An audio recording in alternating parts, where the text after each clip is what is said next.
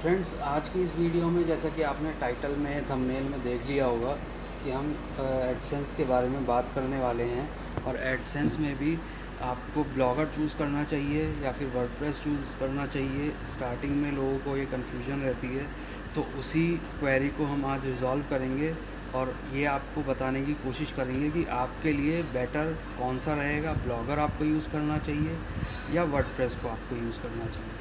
तो चलिए करते हैं इस वीडियो को स्टार्ट बिना किसी देरी के। तो फ्रेंड्स, जैसे आप नए ब्लॉगिंग सीखते हैं या आप ब्लॉगिंग करियर में एंट्री लेना चाहते हैं, तो स्टार्टिंग में हर किसी का एक क्वेश्चन यही रहता है। बहुत सारे क्वेश्चंस होते हैं, उनमें से एक क्वेश्चन ये रहता है, मेजर क्वेश्चन रहता है कि अगर हम एडसेंस से अर्निंग करना चाहते हैं, ब्लॉग स्टार्ट करना चाहते हैं, तो जो प्लेटफॉर्म निकल के आते हैं यहाँ पे, वो दो प्लेटफॉर्म्स आते हैं। एक ब्लॉगर हो गया, दूसरा वर्डप्रेस हो गया। वैसे तो बहुत सारे मार्केट में प्लेटफॉर्म्स अवेलेबल हैं जिसके ऊपर आप ब्लॉगिंग स्टार्ट कर सकते हैं, ब्लॉग बना सकते हैं। लेकिन जो दो मेजर प्लेटफॉर्म्स हैं, वो दो प्लेटफॉर्म्स हैं, एक तो blogger.com और दूसरा है आपका wordpress.com। तो इन दोनों का आज हम कंपैरिजन करेंगे और मैं आपके यहाँ पे सारे डाउट्स क्लियर करने की कोशिश करूँगा कि अगर आप एडसेंस से अर्निंग करना चाहते हैं और एक ब्लॉग स्टार्ट करना चाहते हैं, तो आपके लिए कौन सा बेटर रहेगा। देखिए, यहाँ पे दोनों ही, जो एक ब्लॉगर है और वर्डप्रेस है, दोनों ही बहुत बहुत ही बेस्ट प्लेटफॉर्म्स हैं अपनी अपनी फील्ड में। दोनों के अलग अलग यहाँ पे फ़ीचर्स हैं। स्टार्टिंग में आपको क्या यूज़ करना चाहिए, उसके बाद आपको क्या यूज़ करना चाहिए, वो एक स्टेप बाय स्टेप एक पूरी गाइड मैं यहाँ पे आपको देने वाला हूँ।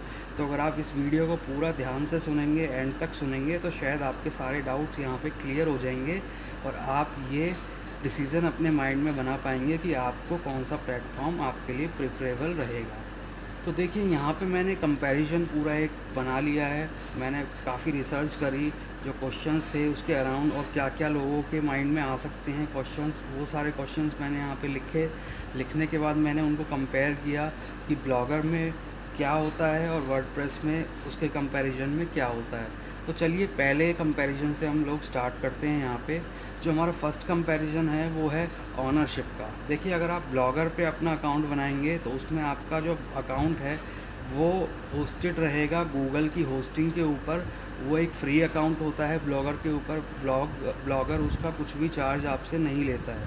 तो बाय डिफ़ॉल्ट जो गूगल है वही आपके ब्लॉगर का ऑनर रहेगा, ओन्ड बाय गूगल ही रहेगा आपका ब्लॉगर। चाहे आप उसको फर्स्ट डे से स्टार्ट कर रहे हैं या फिर आप एक प्रो ब्लॉगर बन चुके हैं, तब भी वो ब्लॉगर का ही रहेगा। लेकिन वर्डप्रेस पे हैं हमारे पास दो ऑप्शंस निकल के आते हैं। एक तो होता है वर्डप्रेस होस्टेड और दूसरा होता है हमारा सेल्फ होस्टेड।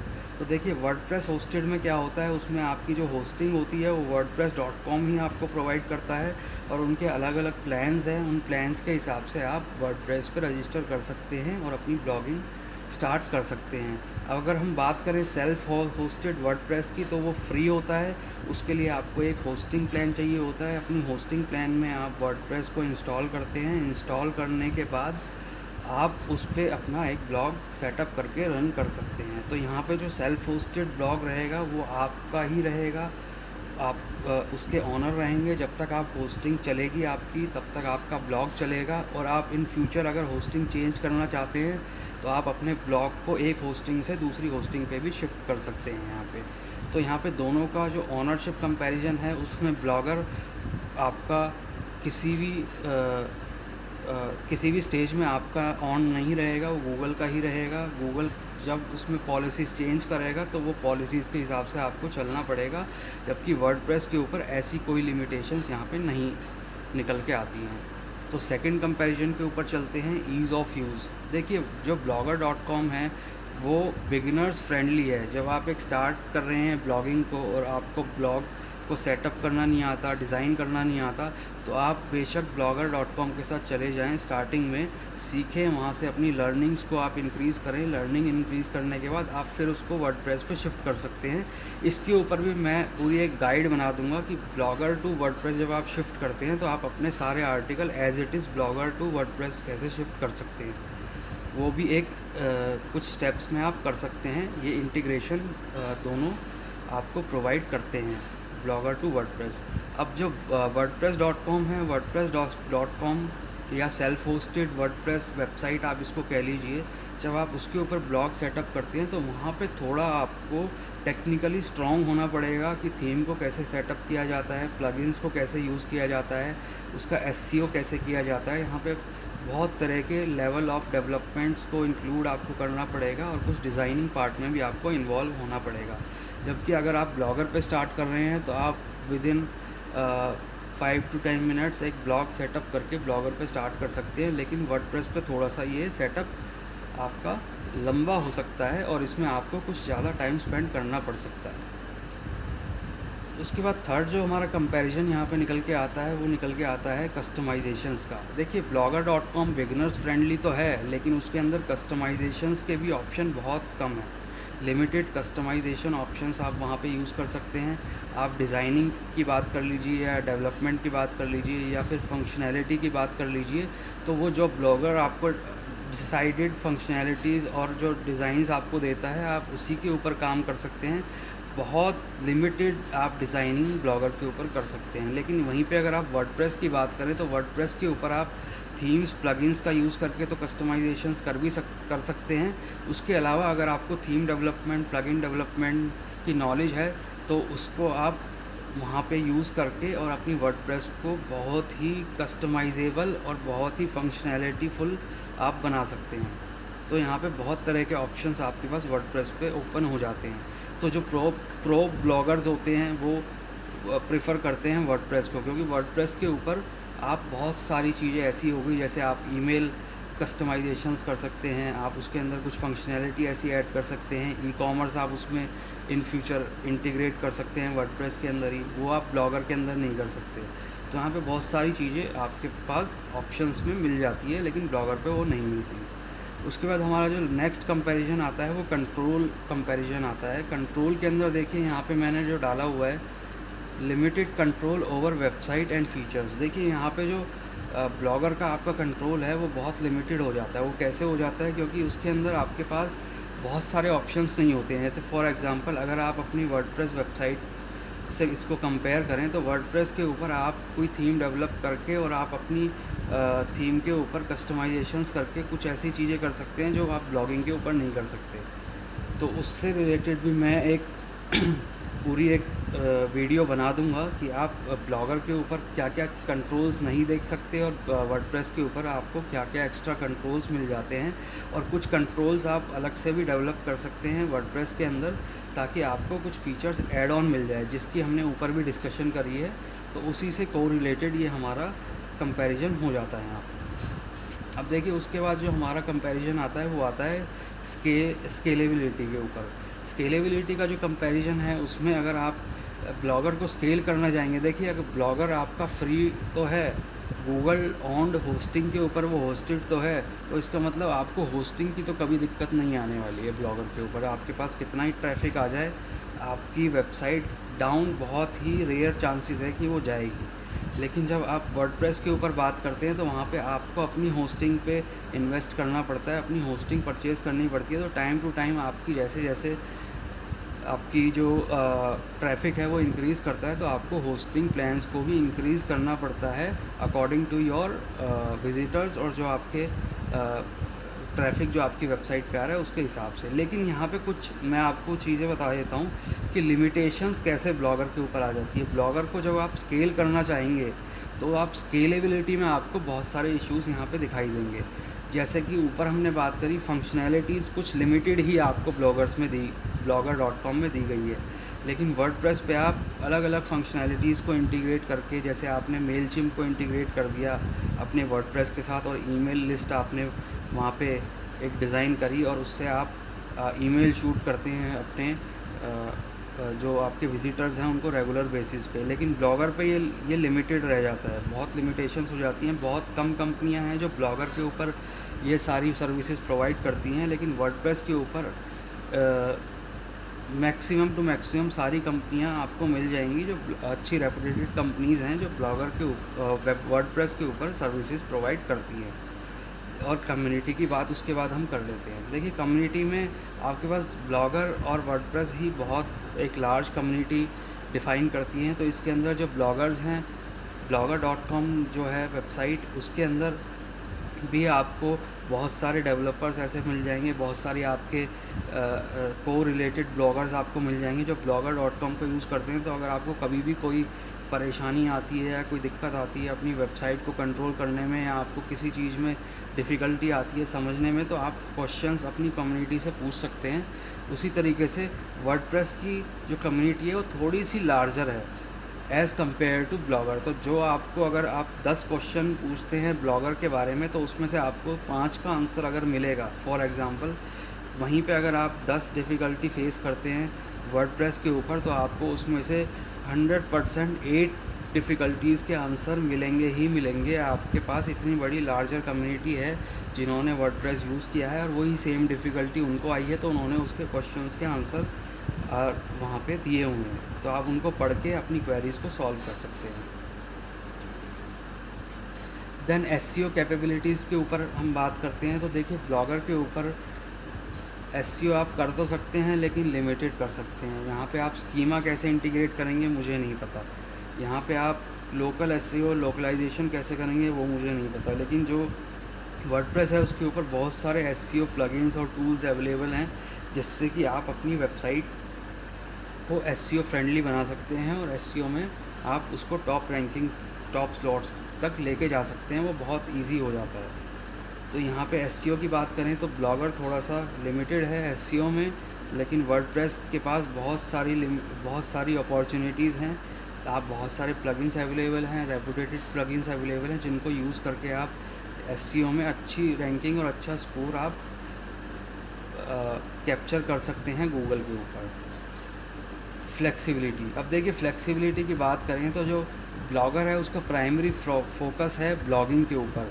सिर्फ़ और सिर्फ आप ब्लॉगिंग कर सकते हैं। वहाँ पे एडसेंस आपने लगाया, ब्लॉगिंग आपने स्टार्ट करी, तो सिर्फ ब्लॉगिंग तक ही आप उसमें लिमिटेड रह जाएंगे। उसको और आगे फंक्शनैलिटी उसमें नहीं ऐड कर सकते। जैसे आप blogger.com को ई कॉमर्स वेबसाइट में अगर कन्वर्ट करना चाहेंगे इन फ्यूचर, तो आप ई कॉमर्स में कन्वर्ट नहीं कर पाएंगे। या फिर आप उसको किसी LMS में कन्वर्ट करना चाहते हैं, उसमें नहीं कर पाएंगे। सिर्फ़ और सिर्फ वो एक राइटिंग प्लेटफॉर्म है, ब्लॉगिंग प्लेटफॉर्म है, उस पर आप सिर्फ ब्लॉग कर सकते हैं। ब्लॉग के अलावा आप उसके अंदर कोई भी फंक्शनैलिटी एडिशनली ऐड ऑन नहीं कर सकते। और उसी के साथ अगर हम वर्डप्रेस की बात करें तो वर्डप्रेस के ऊपर आपके पास बहुत सारे ऑप्शंस निकल के आते हैं। ब्लॉगिंग के साथ साथ आप एफिलिएट मार्केटिंग वहाँ पे कर रहे हैं तो एफिलिएट के बहुत सारे टूल्स आपको मिल जाते हैं, प्लगइन्स मिल जाते हैं। ऑटो ब्लॉगिंग आप कर सकते हैं वर्डप्रेस के ऊपर।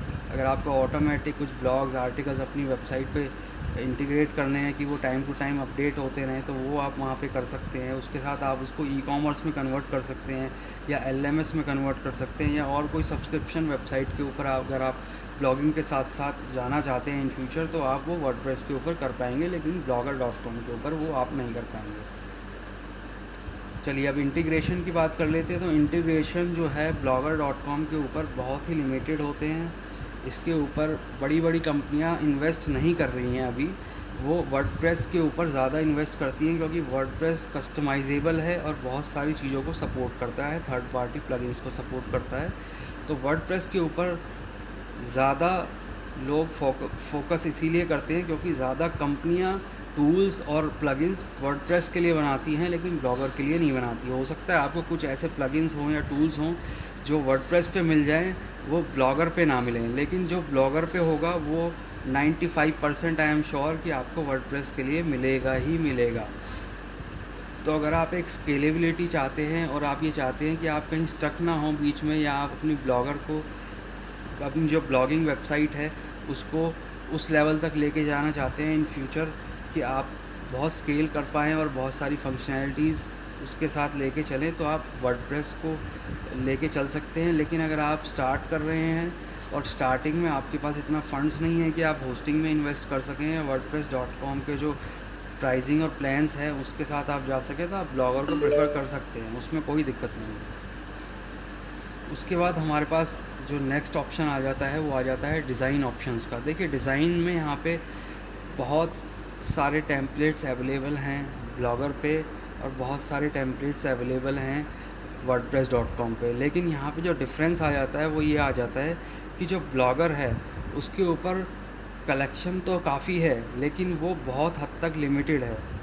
और उन कलेक्शंस को आप अपने हिसाब से कस्टमाइज़ नहीं कर सकते, बहुत लिमिटेड कस्टमाइजेशंस कर सकते हैं।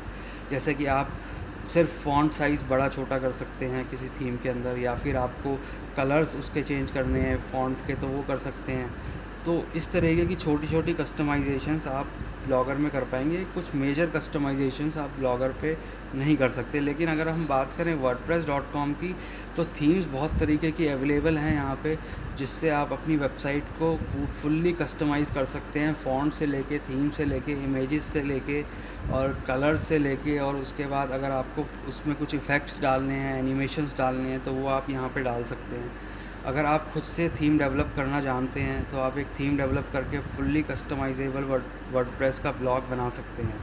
तो बहुत सारे ऑप्शंस यहाँ पे आपके पास फुल्ली अवेलेबल हैं। आप कोड करके भी पूरी वेबसाइट को HTML कोड करके भी कुछ चेंजेस कर सकते हैं, CSS से भी चेंज कर सकते हैं। लेकिन ब्लॉगर के ऊपर वो बहुत लिमिटेड हो जाते हैं, बहुत लिमिटेड स्लॉट्स हैं और बहुत लिमिटेड ही आपको कोडिंग करने का यहाँ पे अलाउंस मिलता है ब्लॉगर के ऊपर। अब इसमें सिक्योरिटी की बात करते हैं। सिक्योरिटी की अगर हम बात करें तो देखिए, सिक्योरिटी में ब्लॉगर कहीं भी किसी भी चीज़ में लैक नहीं करता है। सिक्योरिटी उसकी मैनेज होती है गूगल के साइड से। तो गूगल जो मेजर्स अपनी सिक्योरिटी में मेजरली लेता है, वही सारे blogger.com के ऊपर आपको मिलेंगे, और वहाँ पे आपको कुछ भी अपनी तरफ से सिक्योरिटी के लिए नहीं करना है एक blogger.com के ऊपर। वहीं पे अगर मैं बात करूँ आपको वर्डप्रेस, तो वर्डप्रेस अगर आपने सेल्फ होस्टेड एक प्लेटफॉर्म पे किया हुआ है, आपने एक होस्टिंग परचेज़ करी हुई है और उस होस्टिंग पे आपने वर्डप्रेस को अपडेट किया हुआ है, तो वहाँ पे आपको जो सिक्योरिटी है वो खुद ही मैनेज करनी पड़ेगी, या फिर आपको किसी एक्सपर्ट को हायर करना पड़ेगा जो आपके ब्लॉग की सिक्योरिटी मैनेज कर सके। तो यहाँ पे ये एक थोड़ा सा कंपैरिजन में ये है कि आपको गूगल की तरफ से सिक्योरिटी मिलती है ब्लॉगर पे, लेकिन वर्डप्रेस के ऊपर अगर आप wordpress.com के लिए जाते हैं, जहाँ पे वर्डप्रेस अपनी होस्टिंग प्रोवाइड करता है, तो वहाँ पे कुछ हद तक सिक्योरिटी आपको वर्डप्रेस दे देगा।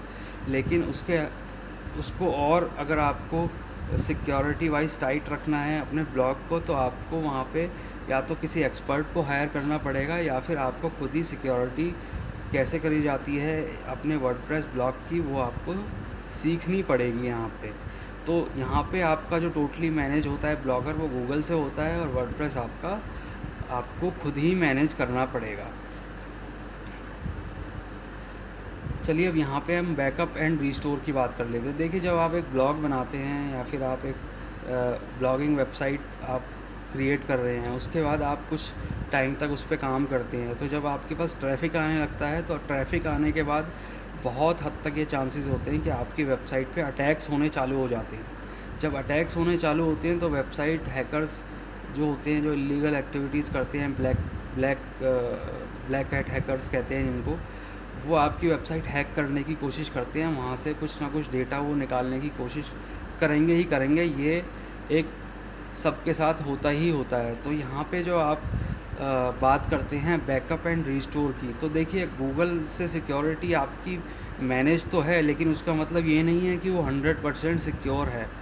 गूगल मैनेज करता है, वो अच्छी बात है, लेकिन सिक्योरिटी वाइज ऐसा नहीं है कि उसको कोई हैक नहीं कर सकता। हैक उसको कोई भी कर सकता है, और XYZ रीज़न हम हैकिंग नहीं लेते, या कोई सी और भी रीज़न की वजह से आपकी वेबसाइट अगर डाउन हो जाती है, तो आपके पास जो लिमिटेड ऑप्शंस होते हैं वेबसाइट को रिस्टोर करने के, या वेबसाइट का बैकअप आप अपने पास रखें, उसके बहुत कम आपके पास रिसोर्सेज यहाँ पे होते हैं। लेकिन अगर हम बात करें वर्डप्रेस की, तो वर्डप्रेस में आपके पास बहुत तरह के प्लगइन्स अवेलेबल हैं, बहुत तरह की सर्विसेज अवेलेबल हैं। आप खुद से भी बैकअप ले सकते हैं, रिस्टोर कर सकते हैं।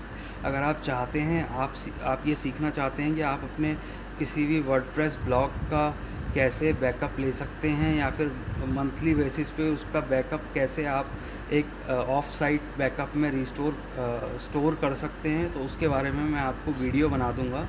आप कमेंट में मुझे नीचे लिख दीजिए, तो डेफ़िनेटली मैं इसको कंसीडर करूँगा। तो यहाँ पे हमारा जो दोनों का ऑप्शंस है, वो ब्लॉगर कहीं ना कहीं लैग करता है इस ऑप्शन में, और जो हमारा वर्डप्रेस है उसमें हमारे पास बहुत सारे ऑप्शंस अवेलेबल हैं, जिससे कि हम अपनी वेबसाइट का बैकअप अपने पास स्टोर करके रख सके और टाइम आने पे उसको हम रीस्टोर कर सके, ताकि जो हमारी वेबसाइट है अगर उस पर किसी भी तरीके से कोई बग आता है, एरर आता है या कोई हैकिंग अटैक होता है, तो हमारी वेबसाइट हम बहुत आसानी से उसको रीस्टोर करके और फिर दोबारा से एक फंक्शनल वे में चला सकते हैं।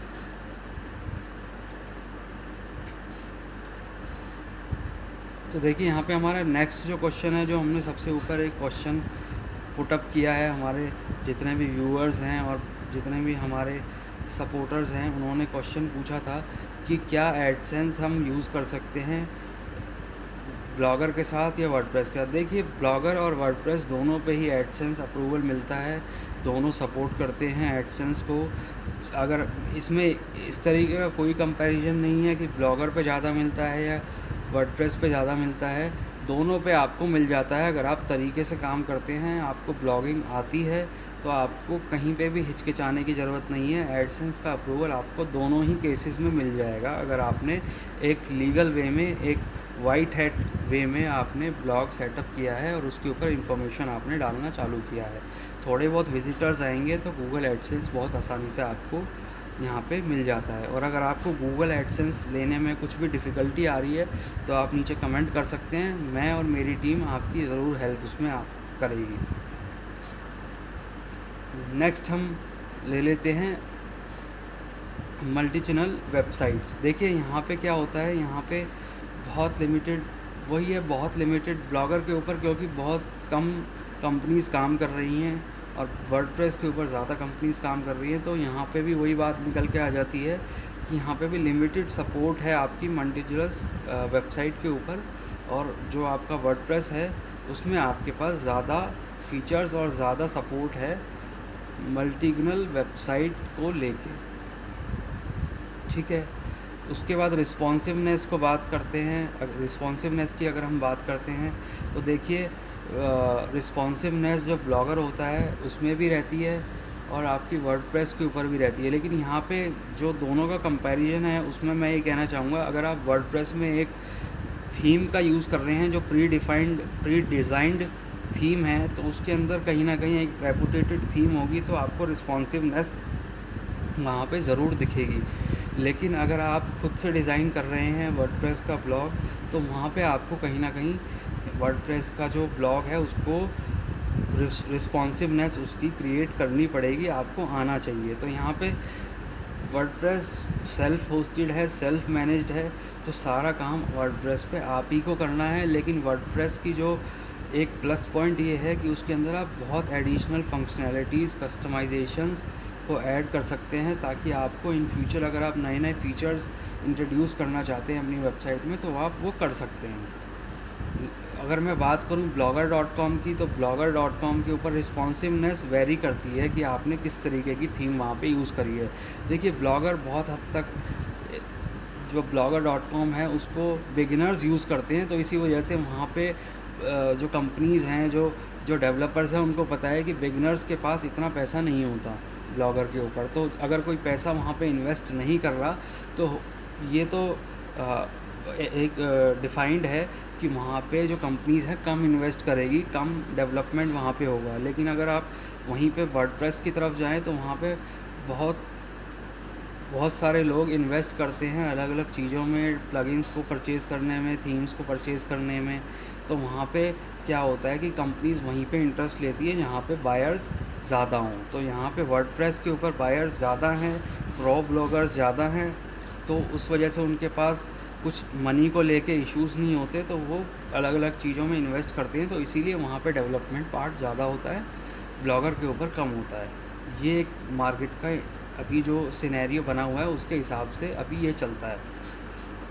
उसके बाद कॉस्टिंग की अगर हम बात करें, देखिए मैंने ऊपर भी आपको बताया, जो वर्डप्रेस है वो फ्री ब्लॉग है। वहीं पे जो अगर आप वर्डप्रेस की बात करें, तो वहाँ पे आपको होस्टिंग, अगर आप सेल्फ होस्टेड वर्डप्रेस पे जा रहे हैं, तो आपको एक होस्टिंग प्लान और एक डोमेन की ज़रूरत पड़ेगी।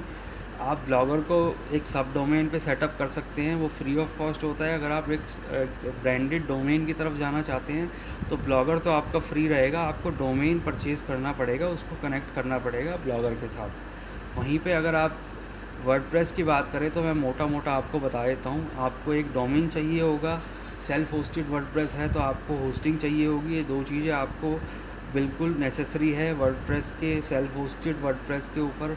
अगर आप एक ब्लॉग सेटअप कर रहे हैं, लेकिन अगर आप एक wordpress.com के ऊपर ब्लॉग सेटअप करना चाहते हैं तो वहाँ पे होस्टिंग जो है वर्डप्रेस ही प्रोवाइड करता है। तो वहाँ पे होस्टिंग की जगह आपको वर्डप्रेस के प्लान्स को परचेज़ करना पड़ेगा और साथ में एक डोमेन आपको चाहिए होगा। तो wordpress.com के ऊपर जाएंगे तो थोड़ा सा कॉस्टली होता है, लेकिन वहाँ पे कुछ मैनेजमेंट को लेके या कुछ सिक्योरिटी को लेके आपको कुछ फंक्शनैलिटीज़ वर्डप्रेस सपोर्ट देता है, तो इस वजह से उसकी कॉस्टिंग ज़्यादा होती है। लेकिन अगर आप सेल्फ होस्टेड वर्डप्रेस की तरफ जा रहे हैं तो वहाँ पे आपके पास बहुत सारी कंपनीज़ की होस्टिंग के ऑप्शंस हैं। तो होस्टिंग आप एक अच्छी प्रेफर करेंगे तो आपका अच्छी तरीके से आप वर्डप्रेस को भी मैनेज कर सकते हैं। अगर आप होस्टिंग प्लान फाइंड कर रहे हैं या आपको कोई अच्छा होस्टिंग प्लान नहीं मिल रहा है तो उसके लिए भी आप कमेंट कर सकते हैं नीचे, हम बिल्कुल आपकी हेल्प करेंगे। आपके ब्लॉग के हिसाब से कौन सी होस्टिंग आपको प्रेफरेबल रहेगी तो उसका सजेशन भी हम आपको दे देंगे कि आपको कहाँ से परचेज़ करनी चाहिए। देखिए, इसमें कई चीज़ें होती हैं। कई बार ऐसा होता है कि आप स्टार्ट कर रहे हैं, आपके पास ट्रैफिक नहीं है, लेकिन लोगों को पता ही नहीं होता कि स्टार्टिंग में किस होस्टिंग से आप स्टार्ट कर सकते हैं। तो बेसिक होस्टिंग से भी स्टार्ट कर सकते हैं आप, जो 2,000 रुपये से स्टार्ट हो जाती है आई थिंक। उसके बाद वो आप जितना आपके पास ट्रैफिक आता है उसके हिसाब से उसकी कॉस्टिंग इंक्रीज़ होती जाती है। तो आप किस स्टेज पे हैं उस स्टेज के साथ आप मुझे नीचे कमेंट करके बता सकते हैं, तो मैं आपको ज़रूर इसमें हेल्प करूँगा कि आपको किस होस्टिंग के साथ जाना चाहिए। और जो डोमेन है, डोमेन आप GoDaddy से ही परचेज़ कर सकते हैं, बिगरॉक से भी परचेज़ कर सकते हैं। डोमेन के बहुत हद तक सिमिलर रेट्स ही होते हैं। अगर आप एक प्रीमियम डोमेन के लिए नहीं जा रहे हैं, एक स्टैंडर्ड डोमेन परचेज़ कर रहे हैं, तो सारी वेबसाइट पे वो सेम ही रेट्स होते हैं। कुछ थोड़ा बहुत फ्लक्चुएशन होता है। अगर आपको नहीं पता डोमेन के बारे में भी तो आप वो भी पूछ सकते हैं, उसके बारे में भी मैं आपकी हेल्प करूँगा यहाँ पे। अब देखिए, यहाँ पे माइग्रेशन की हम बात कर लेते हैं नेक्स्ट कंपैरिजन में। तो माइग्रेशन जो है ब्लॉगर का तो आप भूल ही जाइए कि आप माइग्रेट कर सकते हैं एक जगह से दूसरी जगह पे। बहुत कॉम्प्लेक्सिटीज़ यहाँ पे आ जाती हैं। वहीं पे अगर हम बात करें कि वर्डप्रेस को कैसे हम माइग्रेट कर सकते हैं, एक डोमेन से दूसरे डोमेन पे अगर करना है या एक होस्टिंग से दूसरी होस्टिंग के ऊपर आपको माइग्रेशन करना है वर्डप्रेस का, तो उसके लिए बहुत सारे प्लगइन्स भी अवेलेबल हैं। cPanel के थ्रू भी आप कर सकते हैं। आप public_HTML फाइल्स को डाउनलोड करके, MySQL डेटाबेस को डाउनलोड करके आप ट्रांसफ़र कर सकते हैं। बहुत इजी स्टेप्स हैं जो आप जिसको यूज़ करके आप इसको माइग्रेशन प्रोसेस को कर सकते हैं। अगर आपको माइग्रेशन प्रोसेस के बारे में भी नहीं पता तो फिर मैं आपसे कहूँगा कि नीचे कमेंट करें, पूछें, जितना हो सकता है उतना पूछेंगे, तभी आपकी नॉलेज बढ़ेगी, तभी आप एक ब्लॉगर बन सकते हैं। तो आप पूछिए जो क्वेश्चन आपके दिमाग में रह जाए, क्योंकि मैं एक वीडियो के अंदर सब कुछ कवर नहीं कर सकता। आप जितना पूछेंगे मैं कोशिश करूँगा कि आपके क्वेश्चंस का आंसर वहाँ पे दे पाऊँ।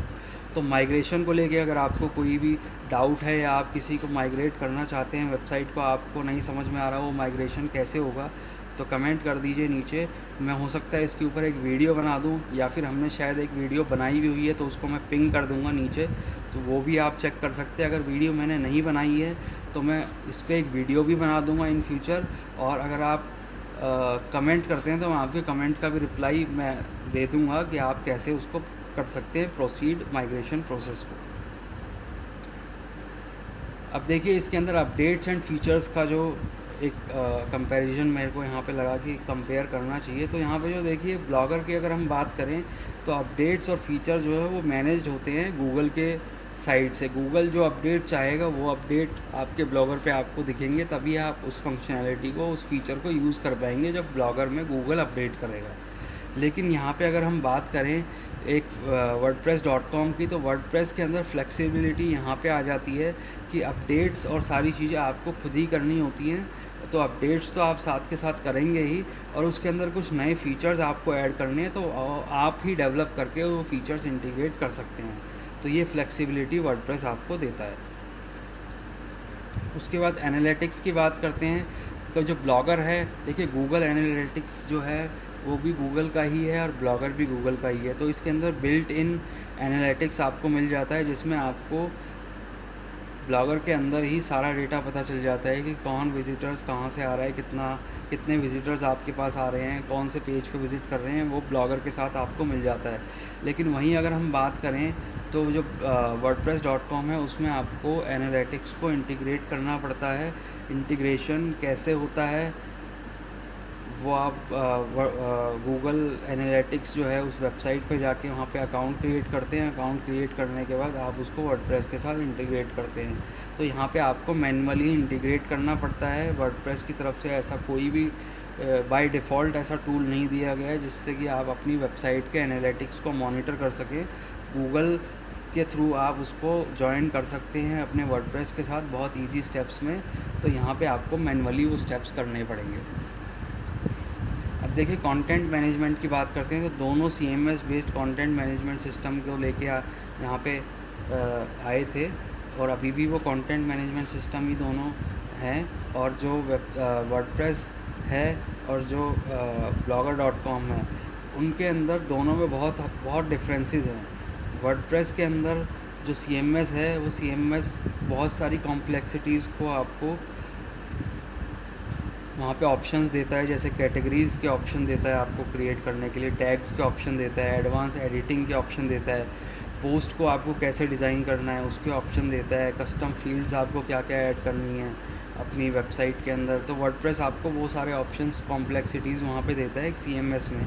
लेकिन यहाँ पे आपका जो CMS है blogger.com पे वो बहुत सिंपल CMS है। उसके अंदर आप बहुत कॉम्प्लेक्स फील्ड्स ऐड नहीं कर सकते, बहुत कॉम्प्लेक्स आप उसके अंदर कंटेंट मैनेजमेंट नहीं कर सकते। सिंपल ब्लॉग आपका रहेगा, सिंपल कंटेंट आप उस पर लिख सकते हैं। तो यहाँ पे ये कुछ चीज़ें थी जो मैंने 21 पॉइंट्स यहाँ पे लिखे हुए हैं। अगर कोई पॉइंट आपके दिमाग में है या फिर मुझसे छूट गया है जो मैं यहाँ पे मेंशन नहीं कर पाया हूँ तो आप उसको नीचे कमेंट में पूछ सकते हैं।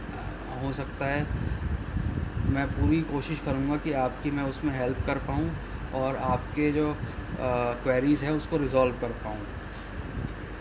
तो फ्रेंड्स, अगर आपको ये वीडियो अच्छी लगी हो तो इस वीडियो को लाइक करें, शेयर करें अपने दोस्तों के साथ, चैनल को सब्सक्राइब करें इस तरह की और वीडियोज़ को पाने के लिए।